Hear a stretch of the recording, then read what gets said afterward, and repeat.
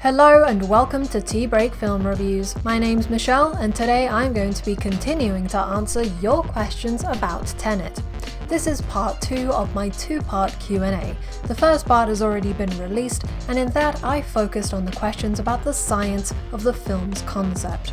I will reference a few of the things I mentioned in that video in this one, so be sure to click the link above or in the description below to watch part 1 first. In this part, I'm going to be looking at the plot itself, so hold your hot sauce and hear me out.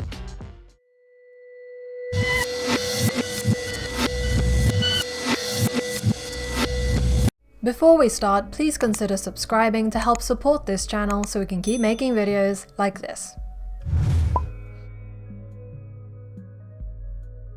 Blue Sky's Common observes a change in the train colour between shots during the interrogation of the protagonist scene by the train tracks. Now this is a very keen observation, but I believe it is nothing more than a continuity error. If you look at both shots, we do get to see both trains, but at the wrong time. At one point, when in the shot of the bad guys, both trains are fully visible, we switch to a shot of the protagonist and the left train hasn't even come into shot yet. The reason I wanted to reply to this singular comment is because it dips into the technical side of filmmaking. There are multiple reasons why continuity may be ignored during an edit, and the primary ones are because of performance and pace. Most directors want to get the best performance from their actors, so Nolan may have picked a take where he felt perhaps Washington's performance was the best, but the continuity between the trains was a bit off.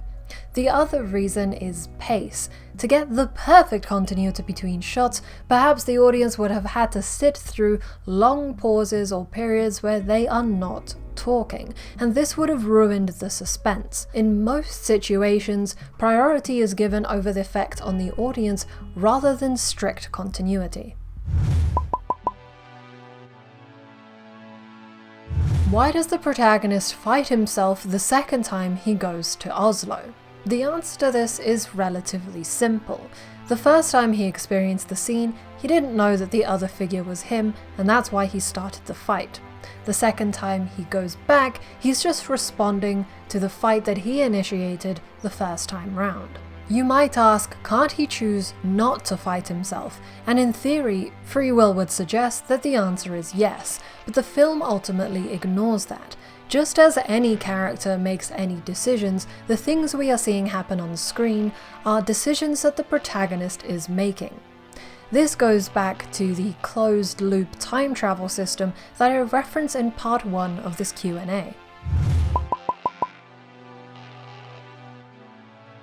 In my timeline video, I put the temporal pincer movement and Vietnam vacation before the opera house sequence, when indeed they occurred on the same day.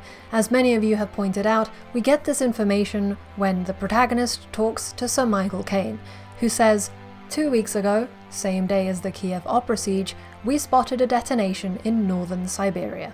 Some of you also asked whether the final scene when the protagonist shoots Priya could occur any time after the pincer movement.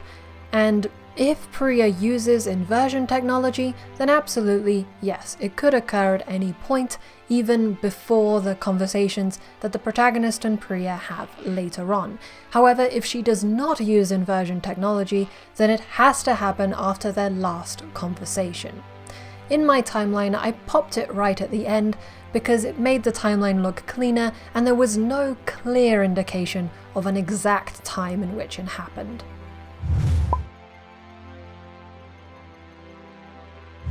Did the protagonist get his hot sauce?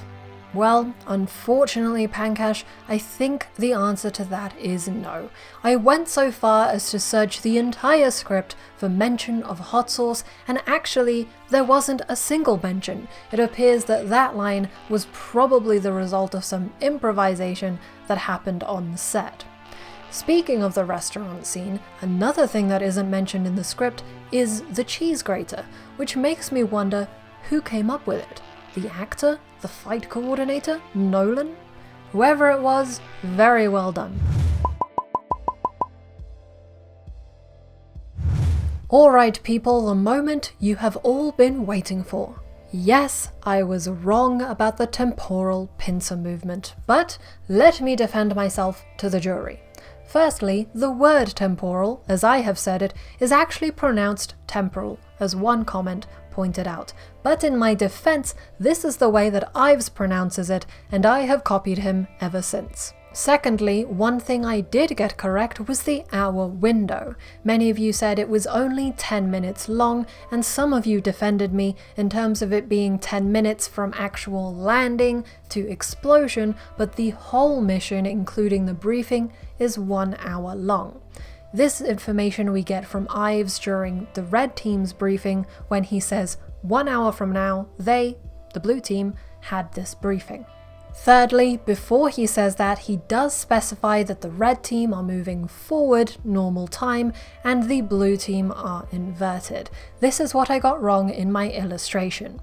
What actually happens in the film is that the inverted blue team get a briefing at 3 PM, they then go do the mission and tell the red team what happens, and the red team moving in normal time then do the mission themselves. On Ives' diagram, blue land at the site of the explosion on the ridge and make their way through the city to get to where red land on the other side.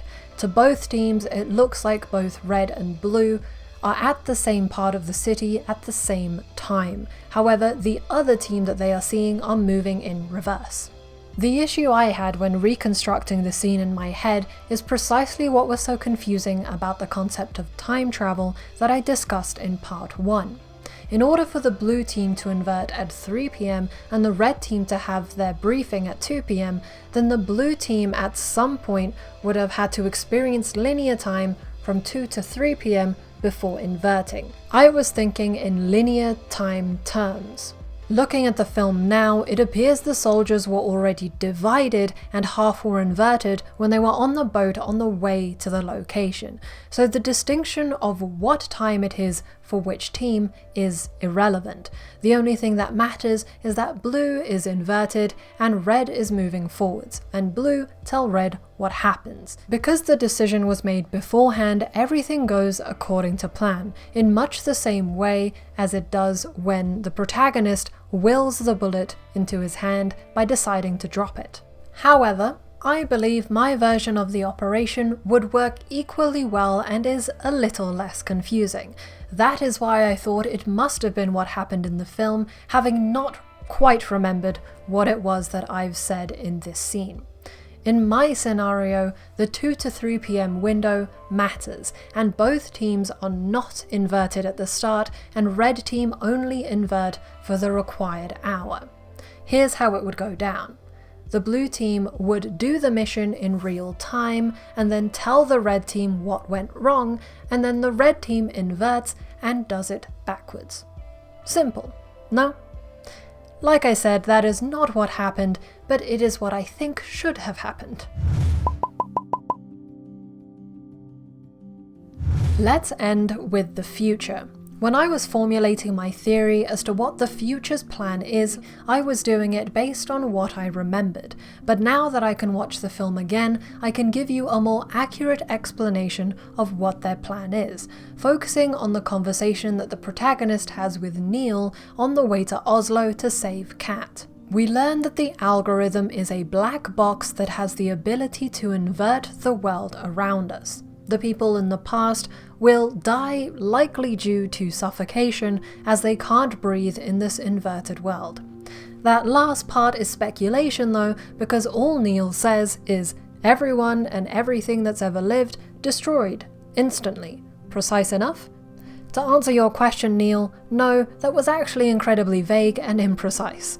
He goes on to explain the grandfather paradox and how the future believes that destroying the past will not destroy them. Many of you have asked, won't this mean that our eventual ancestors will end up in the Ice Age? And I suppose the answer to that is yes, though they will have a fair few billions of years to enjoy life before the Big Bang. The protagonist then asks, if they're alive right now, doesn't that mean they succeeded in foiling the plan? Neil says, optimistically, yes. The protagonist asks, what about pessimistically? And Neil replies, in a parallel worlds theory, we can't know the relationship between consciousness and multiple realities. Hey ho, we're back at paradoxes and whether time inversion is actually not a closed loop system. I think that is the one big takeaway I have from reading your comments and diving into this film once again. There is the story arc of the film, saving Kat and collecting the pieces of the algorithm from Sata. But in the grand scheme of things, it appears this film is an exploration into time paradoxes and whether multiple realities can exist.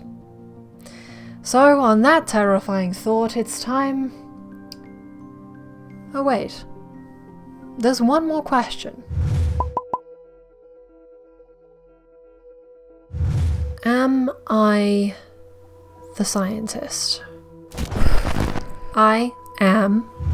That wraps up this Q&A, and I hope I have cleared more confusion than I have added. So much of this film is based on complicated theories, and the audience is left to not only research them, but then decide how Nolan uses them and intends them to be understood within the context of this world he has created.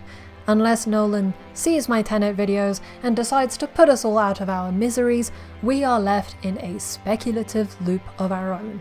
On the off chance that he is watching this video, hello Mr. Nolan and welcome. Yes, I am available to hire, whether you need an assistant director, a runner, a cheese grater researcher, or perhaps someone to just jump in front of people who are asking you to explain your films, and then distract those people as you disappear in a cloud of smoke. Thank you for watching. Please like this video if you enjoyed it, subscribe and hit the bell icon if you want to see more videos, and comment with your thoughts on the topic. For more film content, feel free to follow us on Twitter, Letterboxd and Facebook. Links in the description. Otherwise, this has been Tea Break Film Reviews. My name's Michelle, and I hope you have a great day.